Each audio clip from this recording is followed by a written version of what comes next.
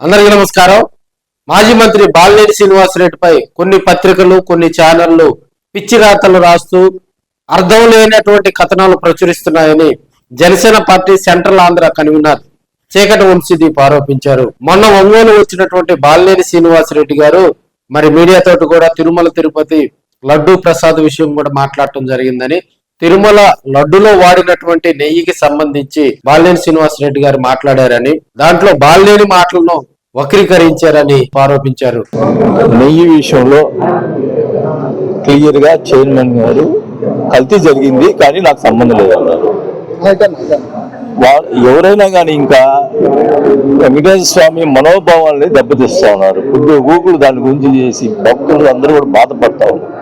ఇంకా దాని విషయం వదిలేయండి. ఆ వెంకటేశ్వర స్వామి చూసుకుంటాడు. ఎవరు తప్పు చేశారా, ఎవరు ఇది చేశారా వెంకటేశ్వర స్వామి చూసుకుంటాడు. ఇంకేమన్నంటే సిబిఐ చూసుకుంటాడు. ఇంకా అంతవరకు నేను చెప్తా ఉన్నా. ఎందుకంటే నేను గమనిస్తా ఉన్నా ప్రతి వారు మనోభావాలు దెబ్బతింటా ఉన్నాయి. అది ఇంకా మీడియాలు కూడా ఇంకా తగ్గించుకోవట్లని నా ఉద్దేశం. హిందువుల మనోభావాలను దెబ్బతీసేలాగా కూడా వైసీపీ మరి బజారుకి ఎక్కి మరి తిరుమల లడ్డు విషయంలో మాట్లాడటం సరికాదనే విషయాన్ని ఆయన చెప్పినట్లుగా కూడా వంశీదీప్ వివరణ ఇచ్చారు. తప్పు చేసిన వారిని కింద ఉన్న సిబిఐ ఆ వెంకటేశ్వరుడు శిక్షిస్తాడని బాలినేని శ్రీనివాసరెడ్డి చెప్పారని, అయితే కొంతమంది బాలినేని మాటలను వక్రీకరిస్తూ కథనాలు ప్రచురం చేయటం సిగ్గుచేటని కూడా వంశీదీప్ తెలిపారు. బాలినేని శ్రీనివాసరెడ్డి గారు జనసేన పార్టీ అధినేత పవన్ కళ్యాణ్ గారికి అత్యంత సన్నిహితులు అనే విషయాన్ని గుర్తించుకోవాలని కూడా ఆయన చెప్పారు. అదేవిధంగా కొంతమంది కొన్ని మీడియా ఛానళ్లు, కొన్ని మరి పీడిఎఫ్ పేపర్లు, కొన్ని పత్రికల తోటి వైసీపీ నాయకులు కొన్ని కథనాలు ప్రచురించడం అవి అర్ధరహితమని ఆయన తెలిపారు. కృత్రిమ పదార్థాలతో నెయ్యి తయారు చేయటం దుర్మార్గమని, తిరుమల తిరుపతి లడ్డు విషయంలో ఎవరైతే అక్రమాలకు పాల్పడ్డారో, ఆ నెయ్యి విషయంలో ఎవరైతే గందరగోళ పరిస్థితులు సృష్టించారో వారికి, అదేవిధంగా వైసీపీ నాయకులను టార్గెట్ చేస్తూ కూడా పలు విమర్శలు చేయటం జరిగింది. జనసేన పార్టీ అధినేత పవన్ కళ్యాణ్ గురించి మాట్లాడే అర్హత ఏ ఒక్క వైసీపీ నాయకుడికి లేదని ఆయన ఘాటుగా విమర్శించారు. అదేవిధంగా పవన్ కళ్యాణ్ గారి కోసం తాను మానవ బాంబుగా మారతానని, తనలాంటి 1,00,000 మంది సైనికులు జనసేన పార్టీ అధినేత పవన్ కళ్యాణ్ గారి కోసం మానవ బాంబులుగా మారతారని ఆయన హెచ్చరించారు. బాలినేని ఒంగోలు వస్తున్నారంటే కొంతమందికి భయం పుట్టిందని ఆయన చెప్పారు.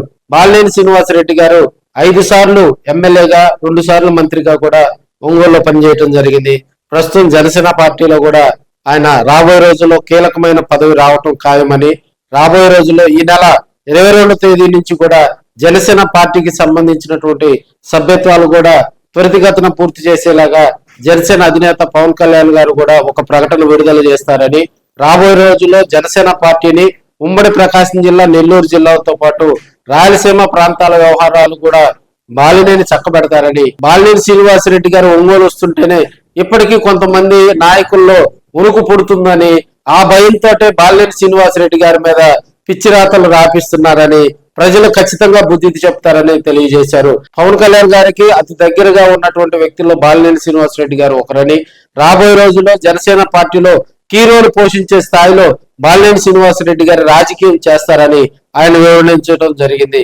అదేవిధంగా ఉమ్మడి ప్రకాశం జిల్లాలో కూడా మరి సభ్యత్వాలు అయిపోయిన తర్వాత మేలో మరి జనసేన పార్టీ బలోపేతానికి కూడా బాలినేని శ్రీనివాసరెడ్డి గారి నాయకత్వంలో కంకణబద్దులై అందరూ పనిచేస్తారని Janasena party central Andhra convener Cheekati Vamsideep తెలిపారు.